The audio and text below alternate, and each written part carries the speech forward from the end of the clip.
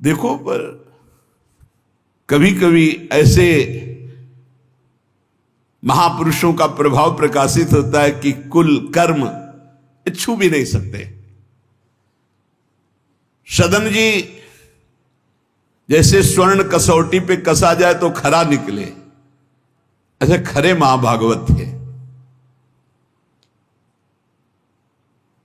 उनके हृदय में एक बार कुछ रिश्ते नातेदार आए, बच्चे ही थे तो पिता एक छोटा बछड़ा लाए थे। वहां तो कटते ही रहते थे।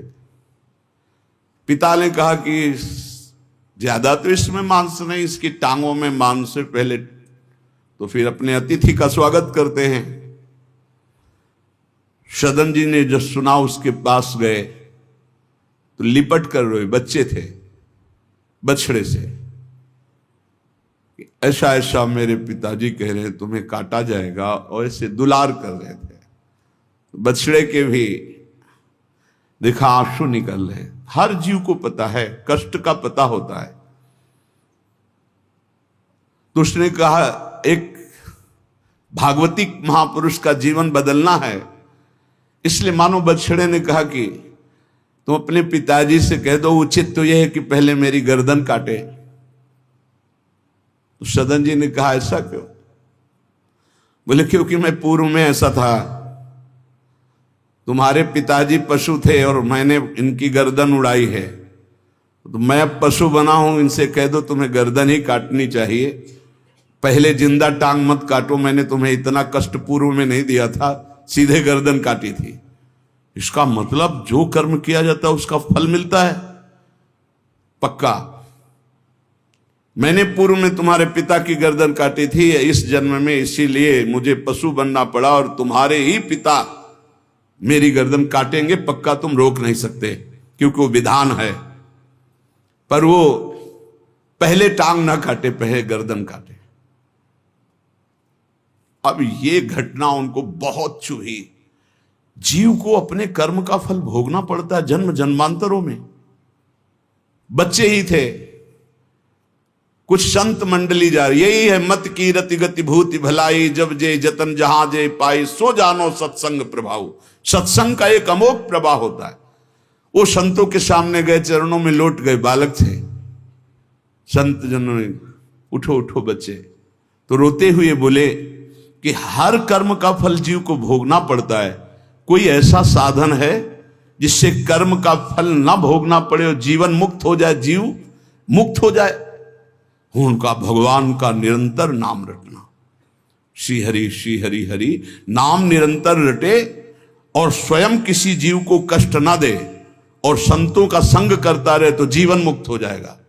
बस छोटे से बालक सदन जी में बात बैठ गई, बस अंदर शुरू कर दिया हरि श्री हरि श्री हरि श्री हरि। संतों की बात मान ले तो परम पद जेब में है। अब पिताजी जब तक रहे तब तक वो वध करते रहे जीवों का, लेकिन सदन जी ने कभी कभी किसी का वध नहीं किया। वो कुल परंपरागत मांस खरीद लाते और उसी को मुनाफा करके बेचते और परिवार का पोषण करने लगे। एक दिन ये रास्ते में आ रहे थे तो किसी साधु का बटुआ ढीला होगा तो शालिग्राम भगवान गिर पड़े थे। इन्होंने उठाया कि अच्छा चमकता हुआ कोई पत्थर है, तो शालिग्राम भगवान को लाए। तो उन्होंने अंदाज में कि आधा 1 किलो के वजन का काम तो करेंगे, तराजू में रख दिया। हरि श्री हरि श्री हरि श्री हरि, हर समय नाम जपना। ये तो बचपन से शुरू था संतों की कृपा से और भगवान से अंदर से समर्पण था। ये नहीं जानते थे कि शालिग्राम भगवान है, देखा ही नहीं था कभी भगवान के शालिग्राम रूप को। अब जैसे कोई कहता कि 5 किलो दो तो 5 किलो शालिग्राम बन जाते, 2 किलो तो 2 किलो दो। अब तो बहुत बढ़िया काम की बाट बदलने की जरूरत नहीं, एक ही बाट में जितना मांगो उतना दे देंगे और ठीक वजन उतना ही होता, कभी किसी को संशय नहीं हुआ। एक दिन वो संत समागम करते ही थे। तो एक संत भगवान है, कोई इनके यहां ये भेद नहीं मानता था कि ये अमुक कुल के, क्योंकि इतने महाभागवत थे। संतों के चरणामृत लेना, उनके पास बैठकर सत्संग करना, तो संत जन इनके यहां आकर के बैठते थे। इनके यहां आकर के थोड़ी देर भगवत चर्चा, बड़े उच्च कोटि के भाव सदन जी के प्रकाशित थे। तो एक संत भगवान ने देखा कि ये तो बड़े सिद्ध शालिग्राम हैं, इनमें तो चक्र का चिन्ह भी है और ये इससे मांस तोलते हैं। अश्रुपात होने लगे संत जी के कि ऐसा अनर्थ करते हो, तुम भगवान के भक्त हो। संत जी ने सदन जी से बताया कि ये जानते हो तुम्हारे बांट नहीं है, स्वयं शालिग्राम भगवान हैं, और इतना घृणित कार्य कि तुम इनसे एक तरफ मांस और एक तरफ शालिग्राम। बड़ी बड़ी उनको व्यथा हुई। सदन जी ने कहा मुझे कुछ पता नहीं, मैं नहीं जानता, मेरे लिए तो ये बहुत सिद्ध बांट है, मैं जितना ग्राहक मांगता है उतना ही, आधा किलो तो आधा किलो, 5 किलो तो 5 किलो बन जाते हैं। आप देखो, अपने कुल कर्म को कर रहे हैं और नाम जप कर रहे हैं, और संतों की कृपा है। तो देखो अचानक रास्ते में भगवान शालिग्राम जी मिले थे। उन्होंने कहा अगर ये भगवान है तो आप ले लो, हम तो सेवा पूजा कुछ जानते नहीं, आप इनको ले जाओ। संत जी ले गए, और देखो ये हृदय में बैठा लीजिए, संत मिले मतलब आखिरी जन्म हमारा है। विश्वास अगर कर ले, पक्का समझ लीजिए, ये तुम्हारा विश्वास काम करेगा। निमज्जोन्मज्जताम घोरे भवाब्धौ परमायनम संतो ब्रह्मविदा शांता निर्दडे वापसु मज्जताम। इस घोर संसार सागर में जो हम डूब रहे हैं, तो भगवान भेजते हैं ब्रह्मवेत्ता संत महापुरुष का समागम, और जहां संत मिले तो आखिरी जन्म समझो इस संसार समुद्र से पार होने के लिए सुदृढ़ नौका संत समागम है। भव सागर कहा नाव, शुद्ध संतन के चरण, तुलसीदास प्रयास बिनु मिलहि राम दुख हरन। संतों के चरणों का सानिध्य मिला तो देखो सदन जी हरिनाम जपने लगे। सदन जी के हृदय में संतों के प्रति प्रियता बढ़ी। शालिग्राम भगवान मिल, सब बानक बन जाता है। अब संत जी शालिग्राम भगवान को ले गए, एकांत में जाकर के भगवान का पंचामृत से अभिषेक किया, और इसके बाद वेद की स्तुति की। पुरुष सूक्त, शास्त्र शीर्षा पुरुखा सहस्राक्षा शास्त्रपात, भगवान को बिल्कुल अच्छा नहीं लगा। देखो भगवान प्रीति चाहते हैं, सिद्धांत एक अलग होता है। इसीलिए कल हम ऊपर कुछ साधकों से कह रहे थे कि किसी भी साधक को ठाकुर जी में जिस रूप में आसक्ति हो उसको ठेस नहीं पहुंचानी चाहिए, क्योंकि पता नहीं कितना आसक्त हो, आप देख करके अच्छा चलो, ऐसे नहीं कभी। वही ओहो धन्य भाग, कितने सुंदर आपके ठाकुर जी है, बहुत सुंदर, आप खूब प्यार कीजिए, क्योंकि पता नहीं वो कितनी गहराई से प्यार कर रहा है आप, तो उसका हृदय बहुत दुखी हो जाएगा। भक्त का हृदय दुखी हुआ तो आपकी उपासना में फर्क पड़ जाएगा। संत जी को लगा था कि कसाई कुल में जन्मे हैं, मांस का उधर पल्ला इधर ठाकुर, क्या अपराध कर रहा है उनको ऐसा, और बाहरी दृष्टि में लगता भी ऐसा ही है।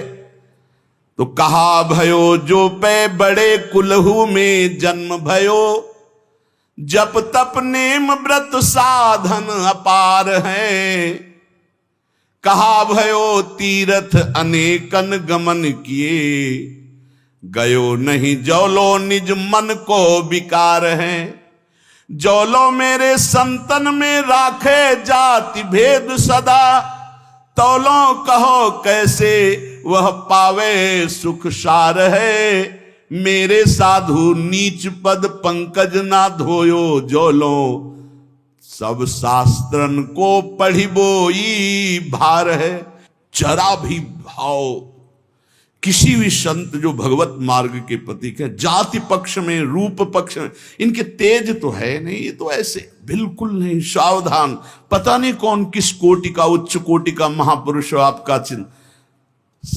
उन संत बहुत अच्छे संत थे, पर उनके मन में बात आ गई कि जाति के तो कसाई ही, काम तो नीचे ही है, मांस।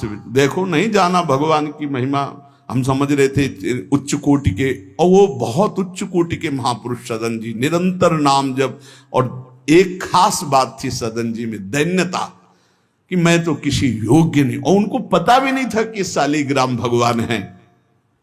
तो लेके आयो साधु, मैं तो बड़ो अपराध कियो अभिषेक, सेवा करी पे न भाई है।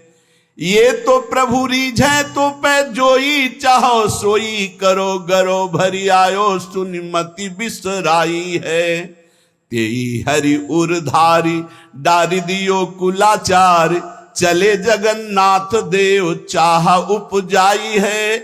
मिलो एक संग संग जात वे सुगात, सब तब आप दूर दूर रहे जान पाई है।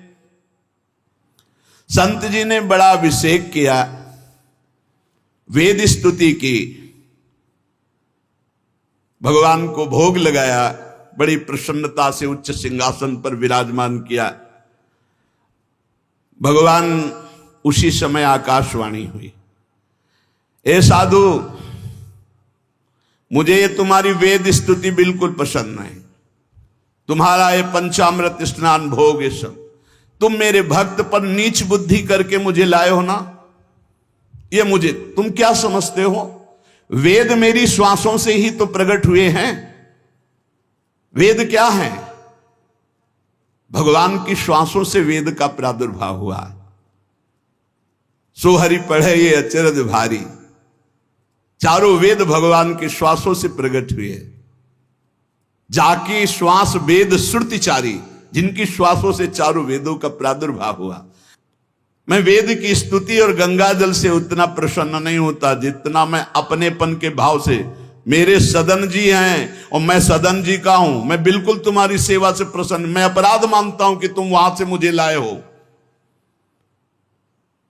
साधु जी यह बात सुनकर एकदम घबरा गए, शालिग्राम भगवान को लिया, दौड़ते हुए सदन जी के पास गए और गदगद स्वर में कहा, मैंने भारी अपराध कर दिया,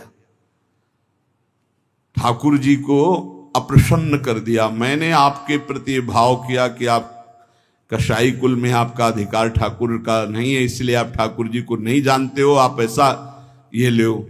ठाकुर जी अप्रसन्न हो गए हमसे, हमने तो पंचामृत से, गंगा जल से सब अभिषेक किया, पुरुष सूक्त का पाठ किया, ले इस श्री ठाकुर जी को आप स्वीकार करो।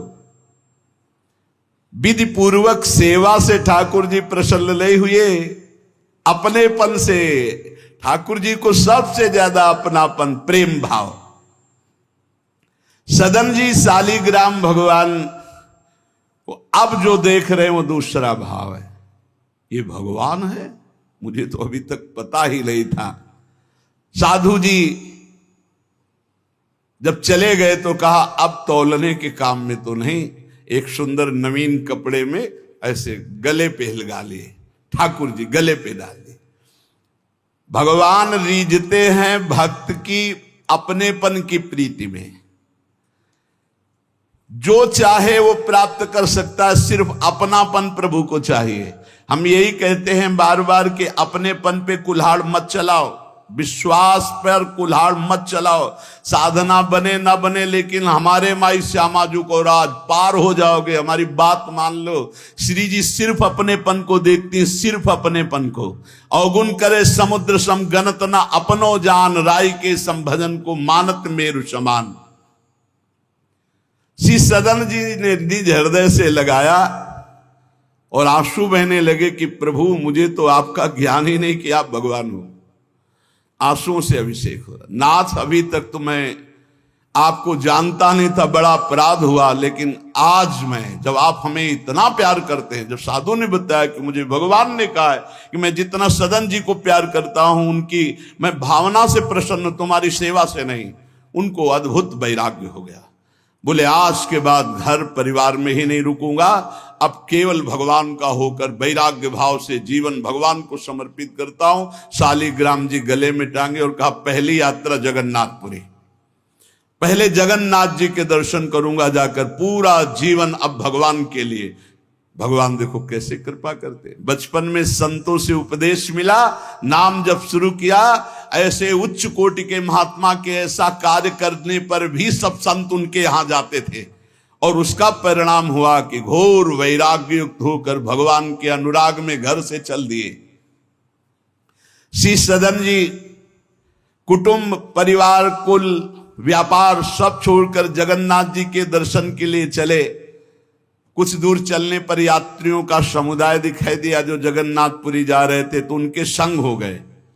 जब उन लोगों ने, कुछ ने पहचान कर ली कि अरे तो कसाई कुल के हैं, और तो सब दूर दूर छूना भी नहीं चाहते थे। यही बहुत बड़ी चूक हो जाती है, जो भगवान को समर्पित हो जाए उसमें कभी जाति पक्ष ना देखे, नहीं, बहुत बड़ी हानि हो जाती है। राजसूय यज्ञ में स्वपच वाल्मीकि को आदर सहित पवाकर पूर्ण यज्ञ करवाई भगवान ने। ये बात ध्यान रखना है, अपने जात अभिमान में आकर कभी किसी भक्त का अपमान न कर दे कि वो नीच कुल का है, ऐसा कुछ। जब ये देखा सदन जी ने कि ये लोग घृणा करते हैं हमसे, तो खुद अलग हो गए। सदन जी बड़े पुलकित है कि आज जगन्नाथ जी के दर्शन होंगे। एक जगह देखा, गौएं पानी पीने के लिए लालायित हैं, तो एक आदमी बाल्टी से पानी निकाल तो गौओं को डंडा मारने लगा। सदन जी ने कहा क्यों, पानी क्यों नहीं पीने देते? तो बोले इतना गहरा कुआं है, घसीटने से हमारे हाथ दर्द होते, अपने घर के लिए ले जाएंगे कि इनको पिलाएंगे? तो उनका अगर आप कृपा करें कुछ समय हमें दे दें बाल्टी और मैं भरूं, तो बोले मुझे फिर कोई परेशानी नहीं। भर भर करके 2500 गाय थी, सबको पानी पिलाया। शाम हो गई, पानी खींचने में पिलाने में समय लगा, तो उन्होंने सोचा गांव में भिक्षा मांग लेते हैं और आज रात्रि कहीं एकांतवास कर लेते हैं, सुबह जगन्नाथ जी के दर्शन करेंगे। तो आयो मग गांव भिक्षा ले नई ठाव गयो, नयो रूप देखी को तियारी जी परी है, बैठो याही ठौर करो भोजन निहोरी कहो, रहो निसि सोई आई मेरी मति हरी है, लेवो मुंह को संग गरो काटो तो न होए रंग, बूझी और काटी पति ग्रीव पे न डरी है, कही अब पागो मोसो ना तो कौन तो सो मोसो, सुर करी उठी इन मार्यो भीर करी है। बहुत कठिन है वैराग्य लेकर भगवान के मार्ग में परम दयालु स्वभाव श्री सदन जी जगन्नाथ जी के दर्शन करने।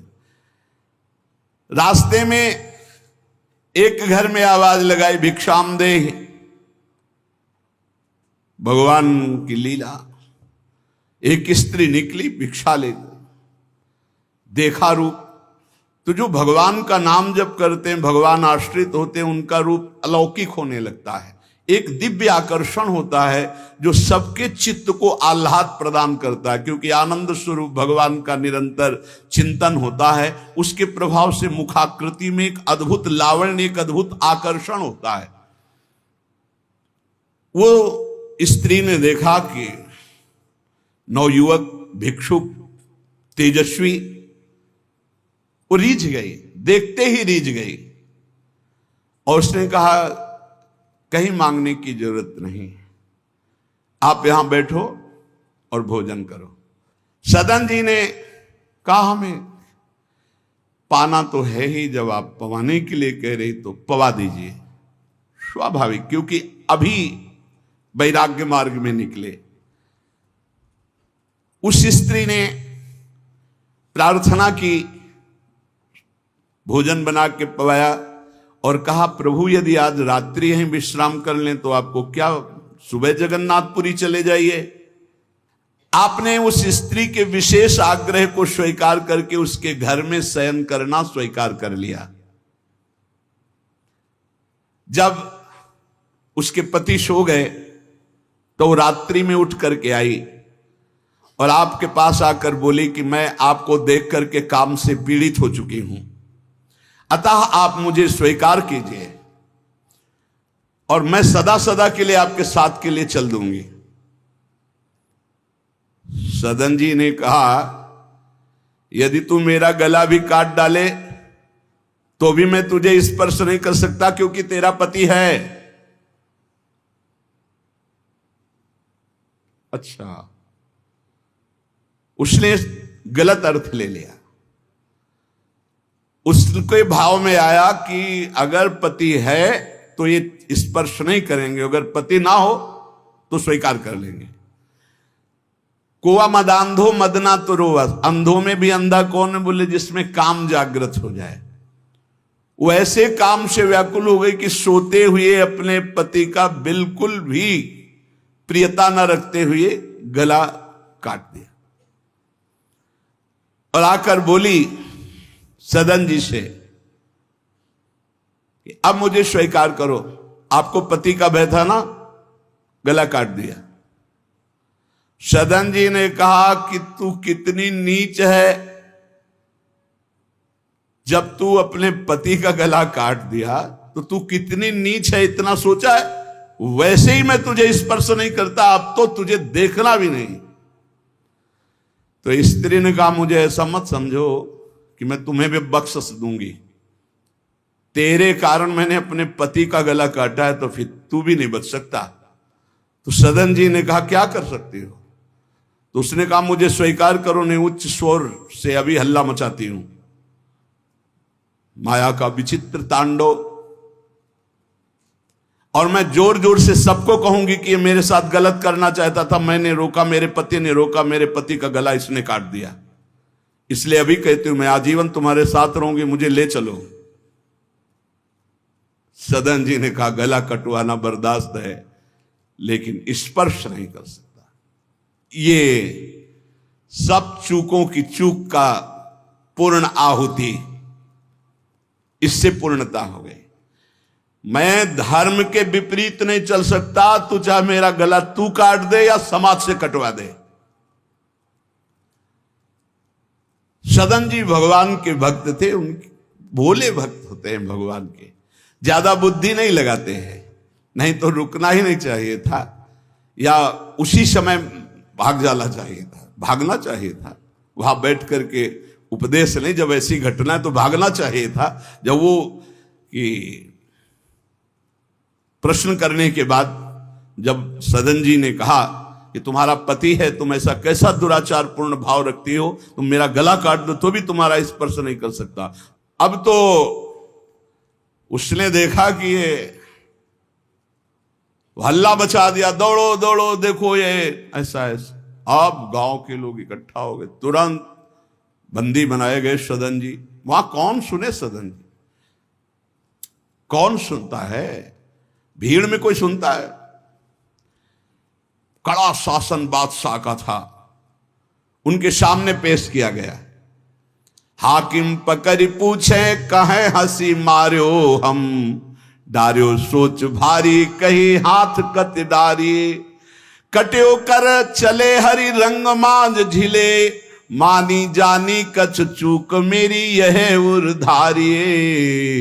जगन्नाथ देव आगे पालकी पठाई लेन, साधना सो भक्त कहा चढ़े ना विचारिये। चढ़ी आए प्रभु पास, सुपनों सो मिट्यो त्रास, बोले दे कसौटी हूं पे भक्ति विस्तारिये।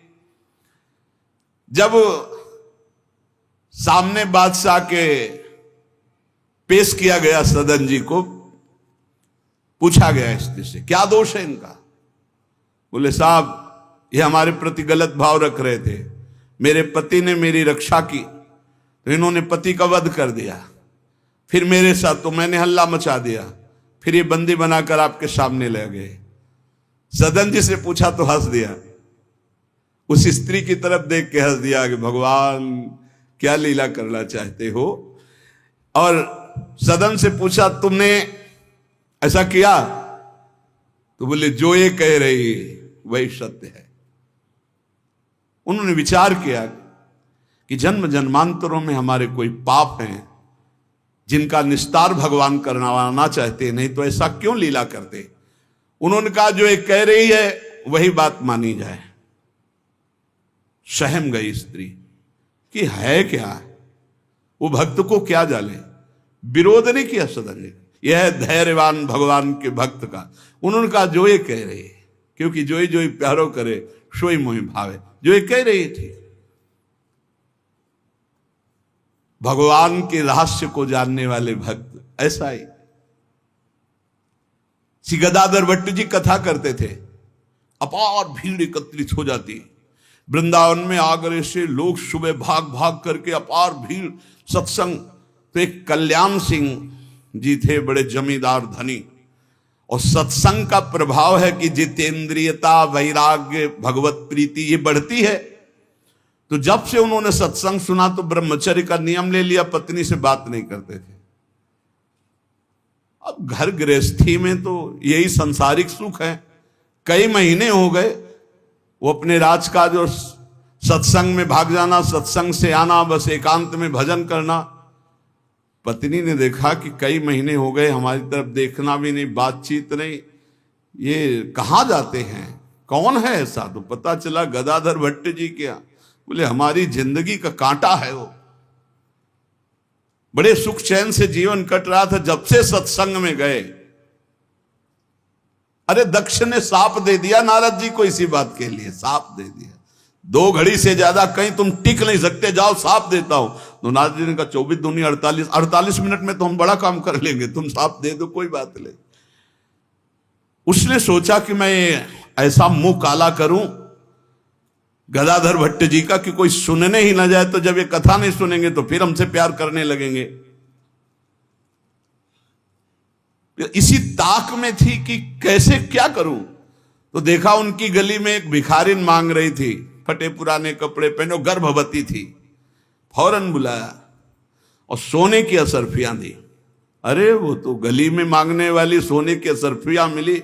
अरे मालकिन तो उनका एक काम है, जितना तू धन कहेगी तुम्हारे परिवार वालों को दूंगी, बस एक काम कर, तू जा करके कथावाचक, जहां मेरे पति कथा सुनने जाते उनका नाम गदाधर भट्ट है, वहां जाके बीच सभा में कह दो कि वैसे तो रोज आते थे और जब से ये हो गया तब से आ नहीं रहे, इसका पालन पोषण कौन करेगा। बस वो समझ गई थी इतने में सब भक्तों की श्रद्धा खत्म हो जाएगी। गली गली मांगने वाली उसको इतना स्वर्ण मुद्रा मिल गई, वो फूली हुई गई और कहा पंडित जी। पूरी सभा ऐसे लगी थी, नजदीक जाके जब ये नहीं रहा था तब रोज आते थे, जब से गर्भ रह गया तो आना ही बंद कर दिया, इसका पालन कौन करेगा। बोले बैठो बैठो, बहुत दिनों में आए, बैठो, जिसने गर्भ दिया वही इसका पालन भी करेगा, तुम चिंता क्यों करती हो। खुश शुरू हो गई कि यार ऐसा बड़े त्याग वैराग्य, बड़े उच्च कोटि के महापुरुष गदाधर भट्ट जी बड़े त्याग वैराग्य की बातें करते हो, ये हालत है पीछे की। अरे कुछ लोग कहने लगे हम तो कहते ही थे, शोरगुल शुरू हो गया।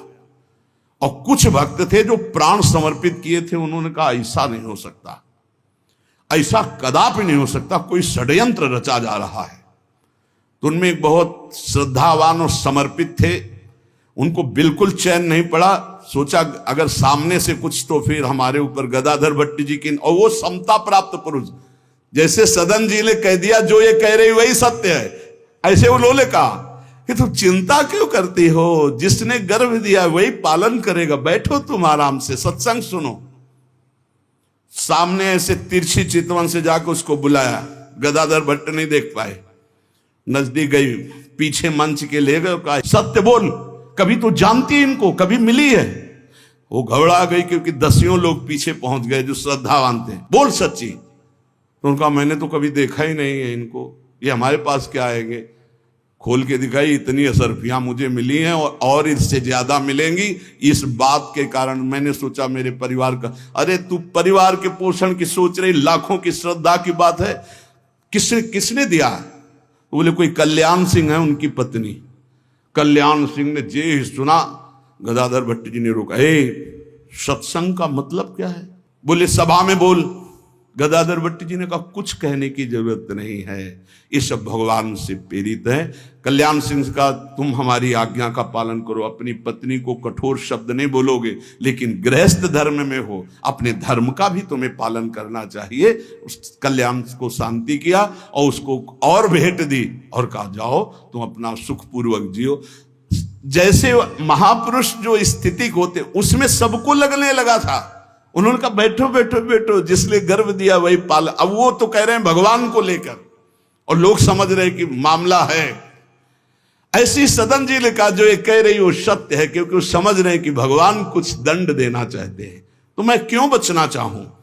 भक्तों का बड़ा विचित्र स्वभाव होता, समझ पाना बड़ा कठिन। उन्होंने कहा जो कह रही है सत्य है। जो हाकिम था उसने जब देखा तो उसने कहा मेरा हृदय कह रहा है कि इनके चेहरे से लगता है ऐसे नहीं है, पर ये जब स्वयं स्वीकार कर रहे हैं तो दंड देना ही पड़ेगा। तो इस अपराध का क्या दंड होता है? बोले दोनों हाथ काट लिए जाएं। यहां से दोनों हाथ काट लिए गए, लेकिन उनकी मुस्कुराहट में फर्क नहीं पड़ा। 22 बाजारों में कोड़े मार मार करके बेहाल किया जा रहा है। हरि बोल के सिवा एक शब्द नहीं निकला ठाकुर हरिदास जी के। आप विचार कीजिए भक्ति में कितनी शक्ति है, कितनी अपार सामर्थ है।